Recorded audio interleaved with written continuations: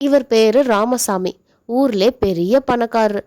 Car, வீடு, வங்கி கணக்குன்னு சொல்லிக்கிட்டே போகலாம். எவ்வளோதான் சொத்து இருந்தாலும் முகத்துல ஒரு கடுமையான தோற்றத்தோட தான் இருப்பாரு. யாராவது உதவி கேட்டா, நான் உழைச்சி சம்பாரிச்சது, உனக்கு எதுக்கு உதவி செய்யணும்னு சொல்லுவாரு. யாரையும் பார்த்து சிரிக்க கூட மாட்டாரு. ஒரு நாள் அவர் வீட்டுக்கு ஒரு பிச்சைக்காரர் வந்தாரு. ஐயா, சாப்பிட்டு 2 நாள் ஆகுது, 1 ரூபாய் இருந்தா கொடுங்க ஐயான்னு கேட்டாரு. ராமசாமி சிரிச்சுக்கிட்டே, உழைக்காம வர்றவங்களுக்கு நான் உதவி செய்யறதில்ல அப்படின்னு சொல்லிட்டாரு.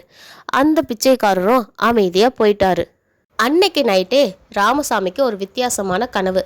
என்ன கனவுங்க? ஒரு பெரிய மண்டபத்துல ராமசாமி தனியா இருக்காரு. ஒரு குரல், உன் பணத்தை எப்படி பயன்படுத்தினா என்று கணக்கு கொடுக்க வேண்டிய நேரம் வந்துவிட்டதுன்னு ஒரு குரல். அந்த குரலை கேட்டு ராமசாமி சுற்றி பார்த்தாரு. அவர் வாழ்நாளில் சந்தித்த எல்லா மனுஷங்களும் அவரை சுற்றி நின்றுட்டு இருந்தாங்க. ஒருத்தர் சொல்கிறாரு, என் மகனுக்கு மருந்து வாங்க காசு கேட்டேன், நீ கதவை மூடிட்ட. இன்னொருத்தர் சொல்கிறாரு, ஒரு வேலை இருந்தால் கொடுங்கன்னு கேட்டேன், நீ என்னை ஏழைன்னு கேலி செஞ்சிட்ட. இப்படின்னு ஒவ்வொருத்தரும் மாறி மாறி பேச ராமசாமிக்கு வேர்த்து ஊத்திருச்சு. காலையில் விடிஞ்சதும் அவரோட மனசும் மாறிடுச்சு. என்னிடம் எல்லாம் இருந்தும் மனித தன்மை இல்லையேன்னு அப்போதான் உணர்ந்தாரு. அன்னைக்கே வெளியே போய் நேற்று வந்த பிச்சைக்காரரை தேடினார். அவர் ஒரு மரத்தடியில் உட்காந்துட்டு இருந்தார்.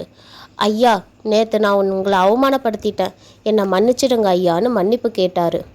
பிச்சைக்காரர் சிரித்தபடி சொன்னார், மனசு மாறினாயே அதுவே பெரிய செல்வன்னு சொன்னார். அந்த நாள்ல இருந்து ராமசாமி குழந்தைகளுக்கு பள்ளிக்கூடம் கட்டி கொடுத்தாரு, ஏழைகளுக்கு வேலை கொடுத்தாரு, உதவின்னு கேட்டு வரவங்கள மனுஷனாக பார்த்தாரு. அவர் அவ்வளோ செஞ்சும் அவர்கிட்ட பணம் குறையல, மன அமைதி தான் கிடைச்சது. பணம் எப்போவுமே மனுஷனை பெரியவனாக்காது, மனித தன்மை தான் உண்மையான செல்வம்.